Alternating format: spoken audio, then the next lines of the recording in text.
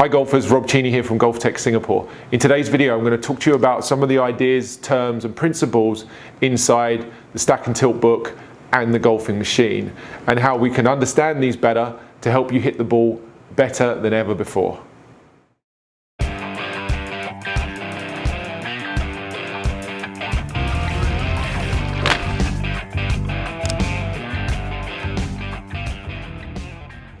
So before we jump onto the mat and get into the detail of this video, I think it's important to just spend a minute understanding what it is that the golf swing is supposed to do. What is the function of the swing? It might seem like a very obvious question on the very surface of it, but actually it really is important we understand what we're trying to create when building, changing or improving our golf swing. So Stack and Tilt defines the fundamentals as three things: contact, power, and direction. These are the three things that every single golfer has to control when they're making a golf swing in order to either be successful or not. And that might seem quite obvious for some. For many, they still believe that the fundamentals of the swing are things like grip or alignment or posture. That's complete nonsense. Those things are static. They have no correlation to the skill of a golfer. Whereas these fundamentals described by Stack and Tilt are dynamic. Dynamic meaning they happen during a motion, and you can measure how good a golfer is by testing their ability on these three fundamentals. And today's video is going to primarily talk about contact. Contact being fundamental number one. It's the one that every golfer that I speak to wants to do better. The one word that comes out of every golfer's mouth whenever asking them what they'd like to do better or what they're trying to achieve through a course of lessons is they want to be more consistent. And consistent really, if you break it down, boils down to them striking the ball more consistently. It means that their good shots generally are pretty well struck, but they have far too many poorly struck golf shots. So contact is talking about making centered contact on the club face, hitting the ball first, hitting the ground second, and avoiding those complete mishits such as topping the ball, thinning the ball, or hitting the ground before the ball. Here's Stack and Tilt founder Mike Bennett demonstrating beautifully the idea of hitting the ground in the same place every single time. By repeatedly doing this and controlling the low point of his swing, it defines him as an expert player. Golfers who are better hit the ground in the same place more often, and the poorest golfers have the worst control over the bottom of their swing arc. They hit too far behind the ball, they miss the ground altogether, and then they have a variance in terms of where they hit the ground. There's Mike hitting 17 shots with 17 divots in front of. So controlling contact can also be said as controlling the low point. And we're going to use a phrase or a principle from this book, Golfing Machine, called the right forearm flying wedge. That might be complete nonsense and just words to many of you. Some of you may have heard of that before. I'm going to clarify what that is in today's video and show you how you can use your understanding of that principle to make better contact, control your low point, and improve your golf. Okay, now we're on the mat. Let's discuss the right forearm flying wedge. What is it? Why is it important, and how can it help you to strike the ball better? So the flying wedge is a term used to describe the angle formed between the right forearm and the shaft. That angle, or if you like, that wedge shape that we have built in, hopefully, at setup. That comes about through having the right wrist bent backwards slightly when we set up to the golf ball. And if you've watched enough golf and enough instructional videos, you'll understand that there should be somewhat of a descending blow when we're hitting iron shots, shots from the ground, and you'll know that the better players tend to deliver the shaft where the handle is slightly forwards of the club head. Why do they do that? Because in doing so, it helps us to create this descent, this downward angle of attack, and it also helps us to deliver a slightly more penetrating or stronger loft to the club face. One other thing it does is having the handle slightly forwards moves the bottom of the swing arc further forward. So if I had the handle forward and I tried to hit the ground, you'll notice that the flying wedge keeps the club head away from the ground until such time as that club head lines up with my arm. So the radius control that you get from the right forearm flying wedge is critical in helping you to strike the ball better. The poorest players I tend to see who struggle with low point control, it's a skill that defines them as a higher handicap. So they struggle to hit the ground in the right place because the right forearm flying wedge gets lost early in the downswing. It's very common to see this flying wedge disappear before the golf club has reached the ball. And that's going to cause a few problems. That's going to cause the club to reach its lowest point too soon. That can result in hitting the ground before the ball, or as the golfer tries to avoid the ground, they start to actually have the club head overtake their hands and start hitting up, causing them to top or thin the ball. That's a very key difference there between having the shaft forward and the right forearm flying wedge intact versus having that come out too soon and deliver a very different club to the ball at impact. As well as controlling how much shaft lean we're able to deliver to the ball at impact, keeping the right forearm flying wedge intact, and said a different way, keeping this right wrist bend in place also helps with controlling the delivery of the club head from a path point of view. So if I keep my right forearm flying wedge intact, I keep the right wrist bent back, the sweet spot of the golf club is going to take a very different and much more efficient journey back to the ball in this last part of the downswing. Counter that with the golfer who starts to flatten their trail wrist too soon, lose the flying wedge. Not only do we start to see the scooping or the flipping from the face-on view, we also start to see a sweet spot of the club head moving out too far. That gets too far away from the ball. I see that cause all sorts of poor contacts, particularly heel strikes, maybe even the occasional shank, and starting to swing across the ball, which means if you do make good contact, you're likely to start pulling and slicing the balls.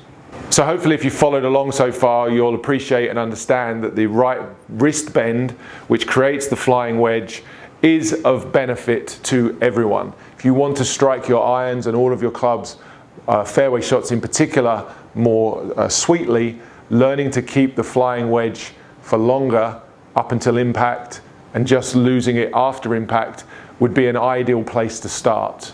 But for many golfers, they find this difficult. It's difficult for a number of reasons. It's difficult because it's not necessarily well explained or taught, but equally there's other reasons why golfers would struggle with this, because the body motion and the way you move plays a role in what happens here. Equally, how you do the wrists on the backswing has an influence.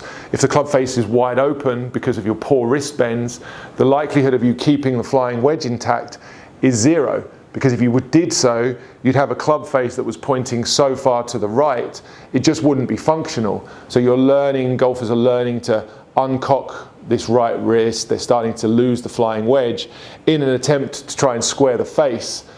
Clearly that makes the shot likely to go a little bit straighter, and so from a functionality point of view, that's a good thing. But you start to compromise the low point of the swing, you start to hit heavy, you start to hit thin, you start to top, you start to flex your arms to try not to hit the ground, and all of those things are compromising the very first fundamental, contact. So there's a number of things that affect this. What I would suggest you do is you start with making small swings where you learn to hold the flying wedge and start to clip the ball away nicely. I'll demonstrate one of those now. An excellent way to do this would be just to take the club in your right hand only, bend the right wrist back, so we're creating this flying wedge. Okay, we create the flying wedge as we take the club back to shaft parallel, which would be P2, and from there would learn just with one arm, one hand, to feel like you maintain that flying wedge or maintain that wrist bend, turn through to a point where maybe the shaft is parallel on the follow through. So you're making small swings to learn to hold that flying wedge and keep the feeling of brushing the grass as you come through. If you become competent at that and you feel quite confident, you could also extend that out to starting to just chip some balls away. But the goal here is to still have the flying wedge intact just after you stop the club at impact.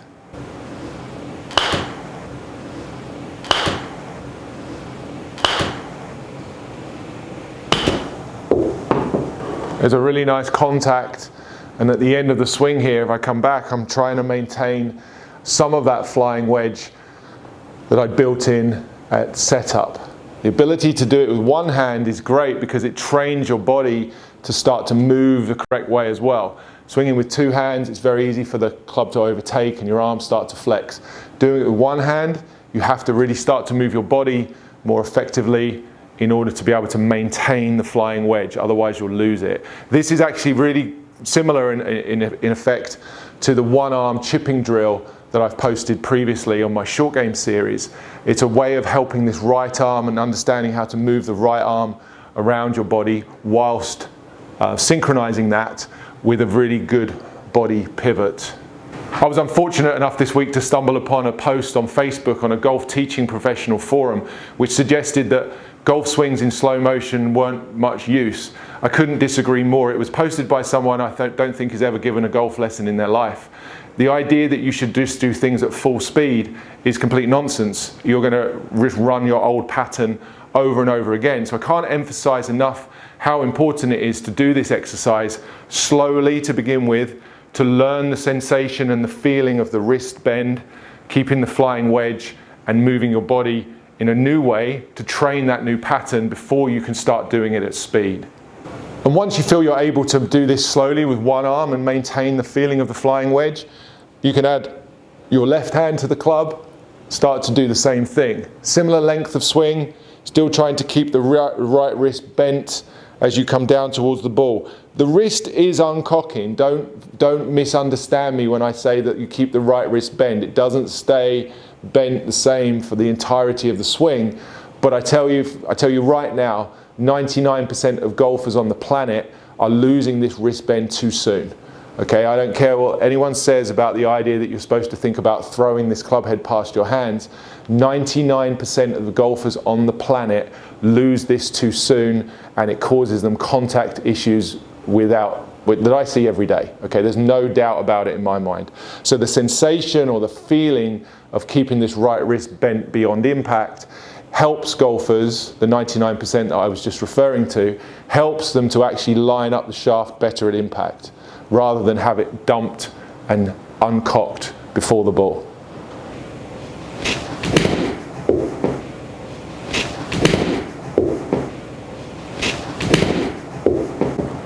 Extremely well struck. I can feel that contact is compressed, really solid off the club face.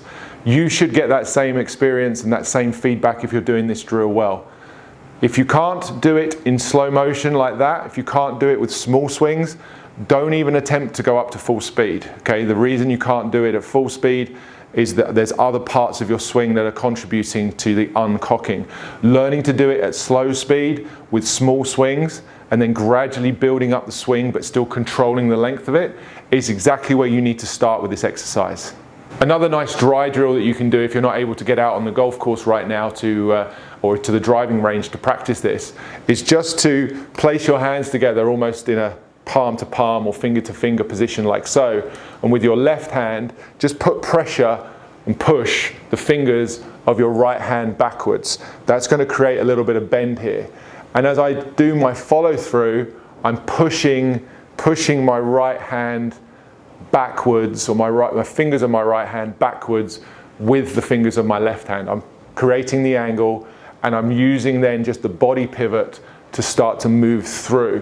What that's going to give me the sensation of is not allowing me to throw or uncock this right arm or right wrist. So I'm holding the wrist bend in place, holding the flying wedge in place, and then learning what the body pivot it is necessary to do while keeping the right wrist bent for longer. As I say, if you can't get to the golf course right now and try that, or you can't get to the driving range for whatever reason, you can still work on this in the comfort of your own home.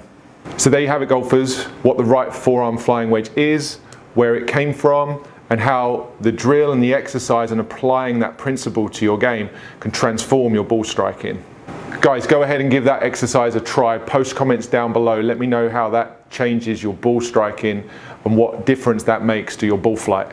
Guys, as always, thanks ever so much for watching. If you enjoyed the video, please give it a thumbs up. Please share it with your friends if you think it would help them. If you're not already, please click and subscribe. I've seen a few new subscribers join recently. Welcome to the channel. It's great to have you along. Until next time, guys, enjoy that drill. Put it into practice. Don't forget to comment. Let me know how you get on. And enjoy your golf this week. I will see you again very soon with another golf tip.